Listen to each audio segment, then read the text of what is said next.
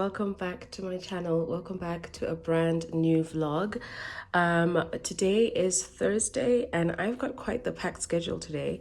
I've got a visa appointment in the afternoon, and then I also have a talk to go to at one of the groups at the bar, and it's from a King's Council from the London bar. So that should be exciting, but I don't know if I'm going to be able to film that, but I've got quite the packed schedule and I do hope that you enjoy this vlog with me.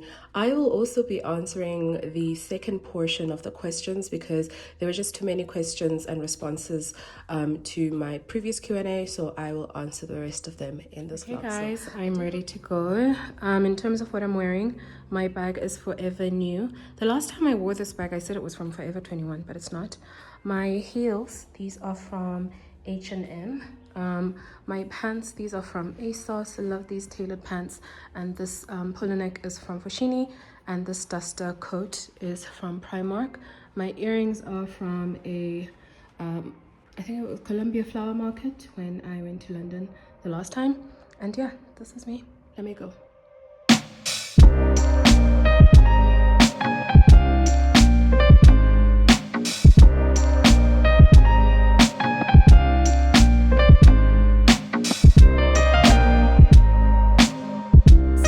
So I just finished with my visa application and I think I'm going to just get something to eat quickly at the Vida. I get a hazelnut latte, please. And you banana bread, Nina.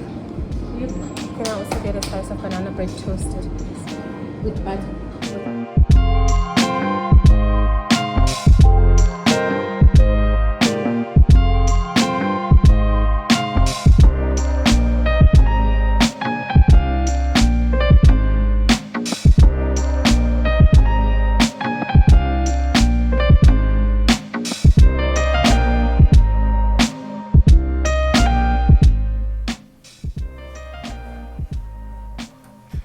Alright guys, I promised you guys the answers to the rest of the questions that I got on Instagram. I hope you can hear me. I'm going to be speaking quite low, but I hope everything can be picked up by the microphone because obviously there's people working next to me. So I've got about 7 questions, but I'm going to skip one, and that was a wonderful question from a lady called Matuduzo. And it was about my morning and evening routines. I actually want to make that into an entire separate video. So thank you for that question / suggestion. I surely will be filming a video like that very, very soon. Question 1. Is the LLB going to be worth it in 10 years? My answer is yes, but not on its own. It's not worth it on its own even now. You'll find that a lot of the CAs that you see in a lot of the firms, regardless whether they're big 5, medium-sized firms, in all of the multinational corporations, all of like the in-house counsel, most people now have master's degrees or second degrees. So usually in corporate that could be an MBA. So I don't think that an LLB is going to be redundant per se, but I think that if you enter the workforce in the next 5 to 10 years with only an LLB, you will be disadvantaging yourself. So that's my thought on that. I hope that has answered it. And then what do you need to become a state attorney? The state attorney's office is an entity unto its own. It's basically the government's firm of attorneys, if you will, for the public service. So regardless whether it's the Department of Veterans, the Department of Public Works, the Department of Health, all of them get their litigation done by the state attorney, and it is the state attorney that will brief advocates. And so if you want to work there, if that appeals to you, just know what you're getting yourself into. It is a lot of work, and the state attorney's office really is one of those offices that just has a lot of pressure on it. As you can imagine, it's one entity that has to service every single government department and government agency. They usually will advertise posts on either the DPSA or I think maybe their own website, but usually it's the DPSA. So you look out for that there, and that's how you can become part of the state attorney's office. And we could use you, trust me. Much love to all my attorneys at the state attorney's office. The fourth question, how did you finance your pupilage? So you being me, I financed my pupilage with a combination of savings from my pension fund that I'd cashed out, as well as my own savings, which is why you'll hear, especially if you watch a lot of my Instagram lives from 2021 and 2022, I used to just not advise people to go straight from varsity to the bar. This is one of those reasons, because you do need to have quite a nest egg of disposable income, not just to finance your pupilage, but also for the first few months of practice, because sometimes you can have expenses such as chamber fees and other things, but there's no income coming in. So you do need to factor that in over and above your living expenses for that year. I know that depending on certain bars, they do now have a small stipend, but I'm not sure that that is enough to cover every single living expense. I financed my pupilage through the savings that I said now, and also by going really under my means. For example, I lived much further out and I got a roommate. I lived in a flat with someone, and that really helped me cut costs. And then, what are the challenges of being a junior advocate? The main one for a lot of juniors, quite apart from the stress, which I'll get to, is the lack of stability in terms of income. There's just no telling who will be a successful junior and who will not. There's no telling, there are no variables that you can say these are surefire ways that will get me work, that will get me attorneys, that will get me seniors that believe in me and stuff like that. It's just one of those things that you have to really kind of gamble with, but also play your cards right in terms of the group you choose, in terms of the mentor that you choose, in terms of how you conduct yourself during pupilage. All those variables come together, and then the other is the sheer amount of workload. You can imagine, especially if you're the type of junior that is part of teams, so you're not necessarily doing your own work, you are the one that's doing all of that groundwork. You're the one that's liaising with everyone. You're the one that has to read every single page. And so I realized that right at the start of your practice is just some of the most chaotic times in terms of how much hours you need to put in, especially because you need to prove yourself as well. And so you not only just want to do a good job, you want to prove yourself, you want to retain work and things like that. So just the sheer volume of work that you need to do in those first 3 years, I'd say, is really, really, really stressful and takes a toll on your health. I don't know how many of my colleagues, people have gotten shingles. I myself had just viral infection after viral infection because I was just getting so sick, because the way that stress would present in my body would just, because of my immune system was just so low. It's really stressful. I cannot stress that enough. The other challenge of being a junior advocate is, in a way, fitting in. I know it's been a challenge for quite a lot of people, particularly if you don't immediately fit into your group that you're in, that you're placed in as a pupil. It's really a challenge to fit in, especially post-COVID, where group culture and sort of bar culture is not as strong as it was pre-COVID times. I think that's also why you find a lot of people are dealing with quite a bunch of mental health issues. That's as a result of things like isolation, loneliness, you're stressing by your own, there's no one there to support you. The other stress of being a junior advocate is that nobody really shows you the ropes. Yes, when you're a pupil, you can observe your mentor, but there's just no way of understanding how it is to be an advocate other than being an advocate. And if you are inexperienced, for example, if you come straight from varsity, you can find that there aren't a lot of people that are willing to show you the ropes.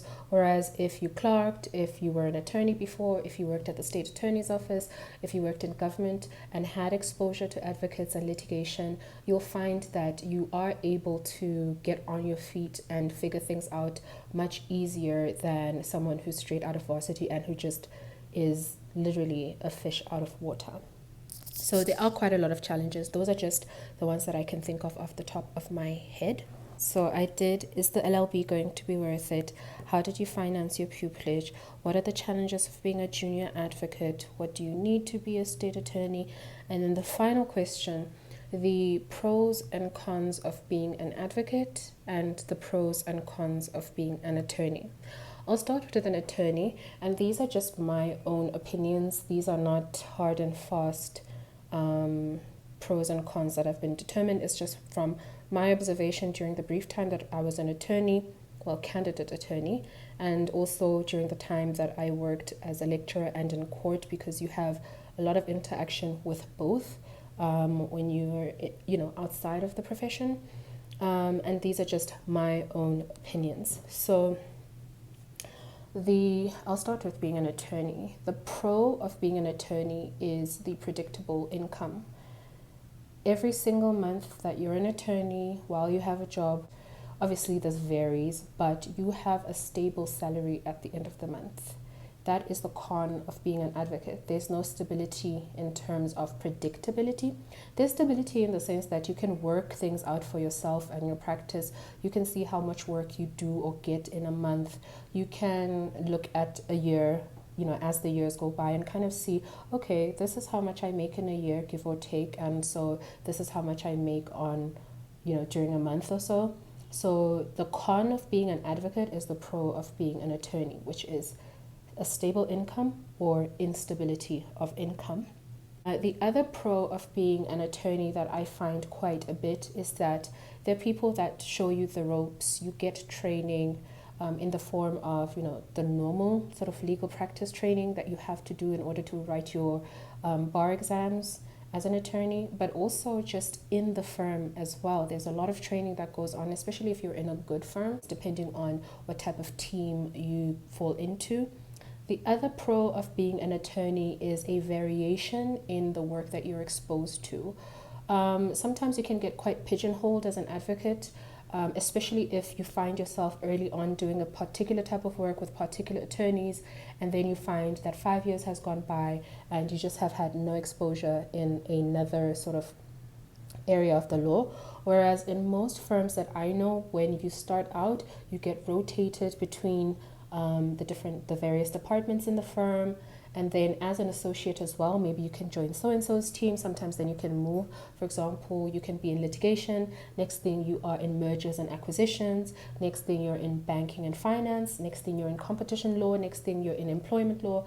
And so there's just a variation of exposure when you are an attorney as opposed to being an advocate, because usually there's maybe about 3 areas of the law that usually you get exposed to as an advocate, because you get in, and let's say, for example, you want to do public law, and you'll find that almost all the matters that you get will be public law, with the exception of some labor law matters and some competition matters maybe, and some commercial matters. But usually it's much harder to diversify as an advocate, whereas with an attorney, the sky is the limit.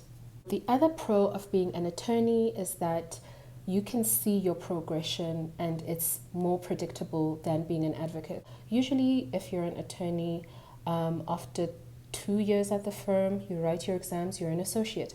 And you know that depending on how many billable hours you clock, maybe in a year, maybe in 2 years, you can make director. Maybe in 4 or 5 years, you can make equity partner or partner.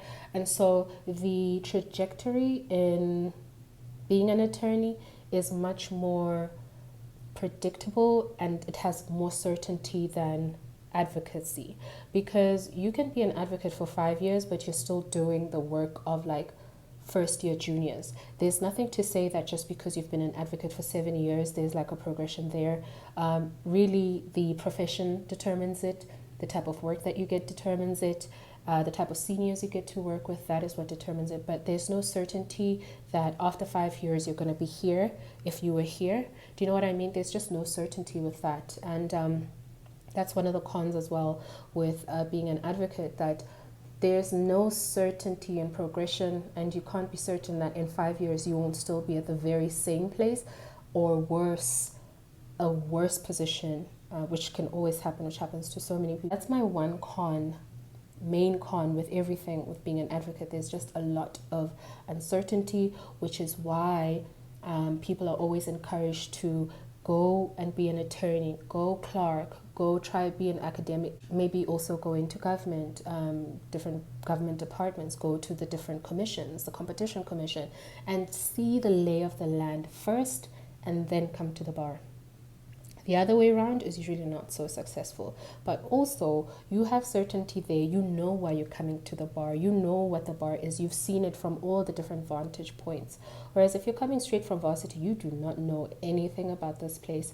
And 3 years in, you're still grinding, you're still trying, nothing is succeeding. 4 years in, now you've wasted 4 years within which you could have gotten experience, you could have saved up money, you could have gotten connections within different firms, within different government departments, but all that is wasted because you hastily came to the bar thinking that the success is going to be quick and things like that. That's always the mistake that I always see with people who are itching to get out of varsity and into the bar. They think it's that simple, and it is very much not. You have people coming in from big 5 firms that were directors, that were partners, come to the bar and spectacularly fail. So yeah, those are things you need to think of. And then the cons of being an attorney, I'd say the one major con for me is the lack of time on your feet in court. Some attorneys are obviously admitted to appear in the High Court and stuff like that, but in terms of the whole being in court, addressing the judge and things like that, that's usually just something that's almost completely in the purview of advocates. And so if you're one of those people that you really have a passion for litigation, orator and things like that, and you just really want to be speaking and things like that, there's no certainty that you will, but there's obviously an 80% chance that you will be on your feet. Rather, with being an attorney, most of the time you're behind the scenes and doing sort of that middle work between the client and the advocate if you are in litigation. And if you are in things like mergers and acquisitions and things like that, it's mostly stuff, you're in the office for most of your days.